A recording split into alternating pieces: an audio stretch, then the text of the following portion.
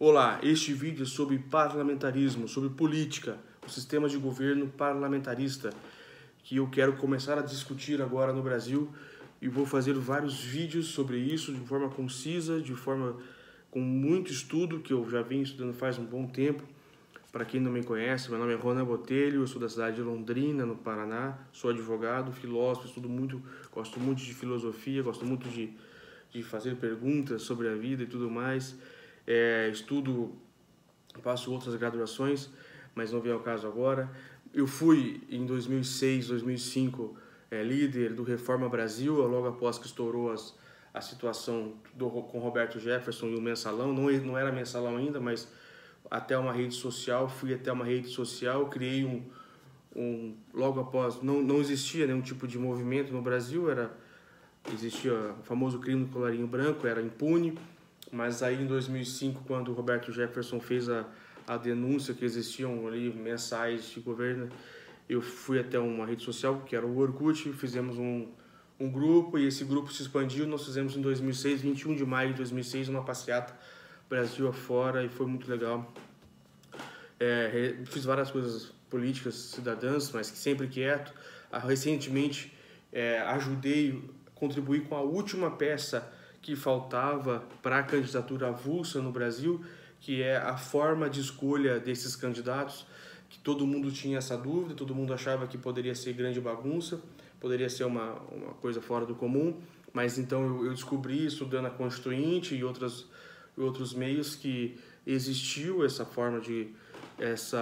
situação de ser candidato sem partido lá na Constituinte, mas foi apagado por Ulisses de forma grotesca, e a forma de escolha era a mesma engrenagem da Lei de Iniciativa Popular, ou seja, o candidato para ser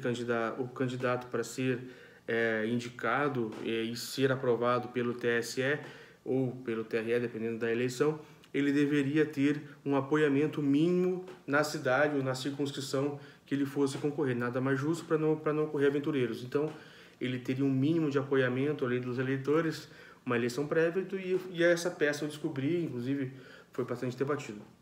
Mas o que eu sempre quis debater é o parlamentarismo.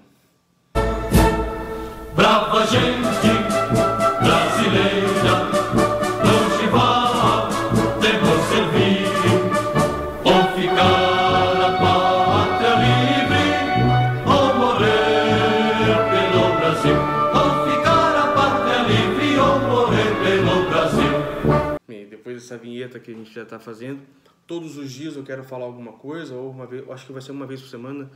Toda segunda-feira vou trazer um vídeo sobre parlamentarismo e vou comentar sobre parlamentaristas brasileiros no começo. Nós vamos falar um pouco mais de teoria, mas há também a ação para fazer, há atos jurídicos a se fazer. Eu quero criar um movimento parlamentarista e grupos de estudo por todo o Brasil.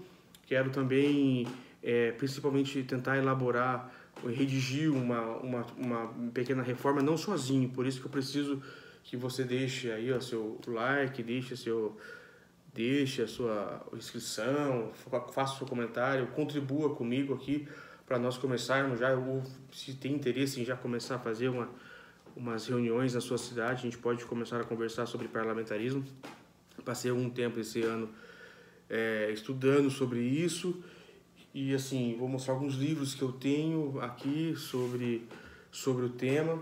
Um dos caras mais tops do Brasil que falam sobre isso, independente se você gosta dele ou não, mas nós estamos falando aqui sobre teoria parlamentarista. Não estou dizendo atuação política, não me interessa se você gosta ou não do José Serra, mas em termos de parlamentarismo, esse cara é um dos que mais trabalharam já no Brasil, já fez muita coisa pelos parlamentares, tá? Pelo parlamentarismo.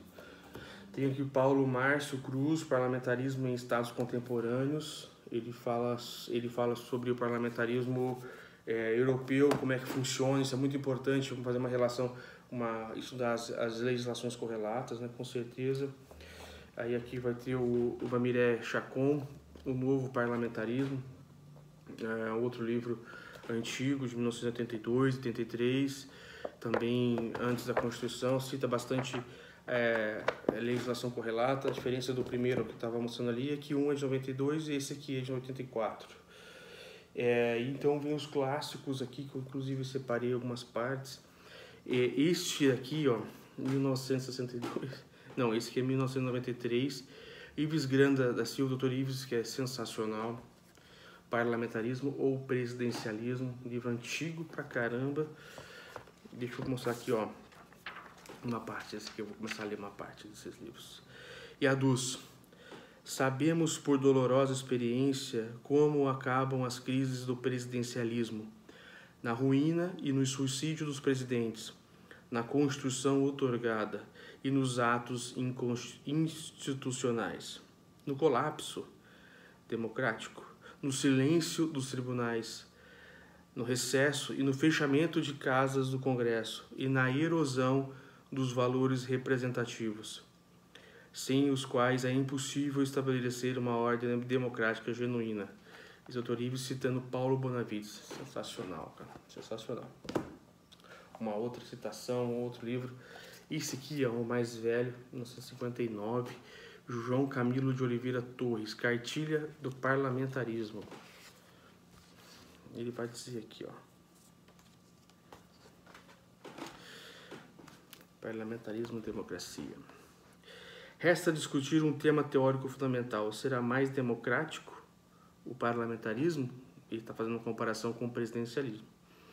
Define-se como democracia o regime em que todos os poderes estão sujeitos à lei e que tem como fundamento e condições de exercício o consentimento dos cidadãos, como finalidade o bem comum do povo e com limites aos direitos fundamentais do homem. Sensacional.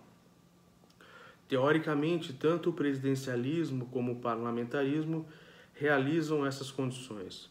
Mas se aprofundarmos, verificarmos que, na prática, o parlamentarismo leva vantagem indiscutível ao entregar o exercício do poder ao consentimento do cidadão. Olha isso aqui. O parlamentarismo leva vantagem indiscutível ao entregar o exercício do poder ao consentimento do cidadão. Sensacional. Sensacional. Sem palavras. Até chorar. Miguel Reale Júnior também escreveu.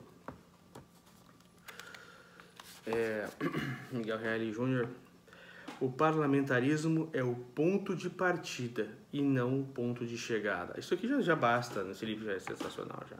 Para que isso.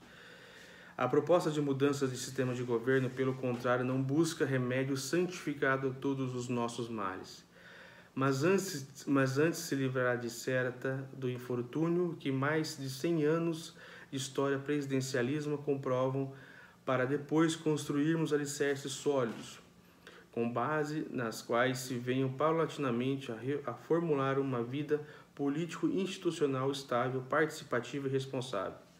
Será uma trajetória longa, com percalços próprios da política, mas que me permite antever o futuro sem os sinistros destinos do golpe militar, do suicídio, da renúncia ou dos prolongados e sofridos processos de impeachment.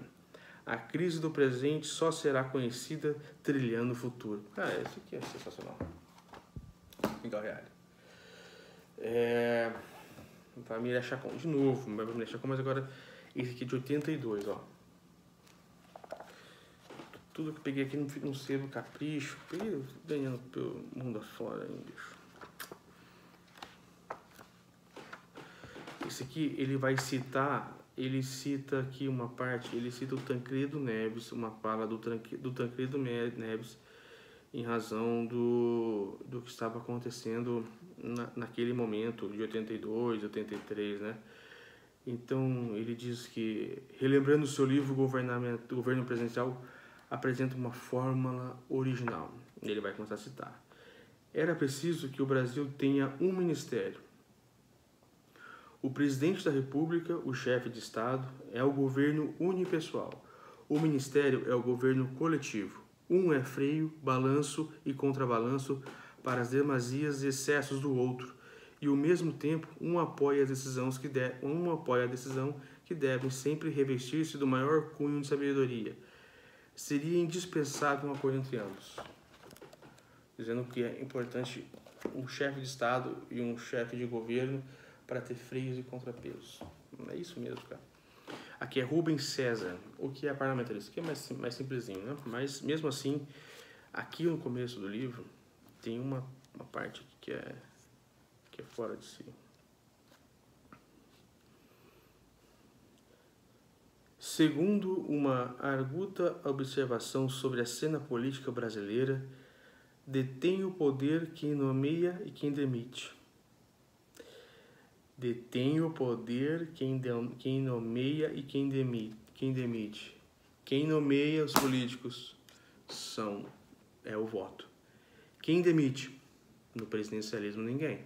Quem demite no parlamentarismo? O voto, o povo. É isso.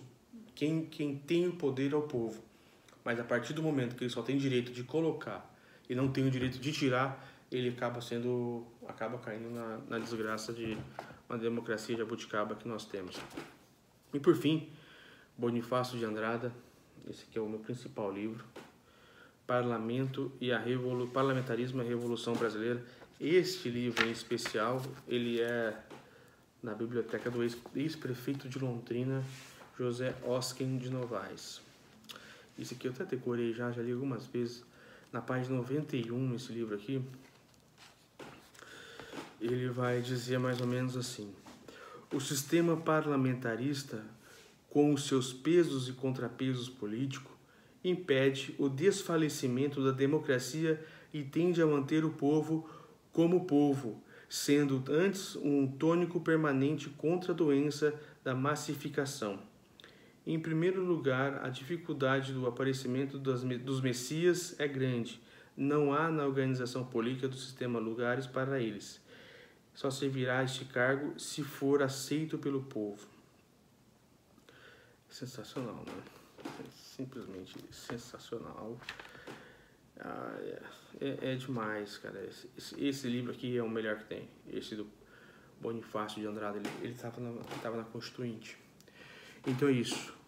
Nós vamos falar sobre o parlamentarismo e eu quero muito a ajuda externa. Claro que sozinho não consigo, mas mesmo assim eu vou fazer um estudo, todos esses livros, mais um monte que eu tenho, tem José de Alencar, 1886, tem Rui Barbosa, tem muita gente, até Dom Pedro I falava em parlamentarismo naquela época. Tudo isso eu já tenho, mas é em PDF, não tenho os livros. Mas eu tenho... E o principal parlamentarista brasileiro, que chama Afonso Arinos, e eu vou disponibilizar a Constituição que ele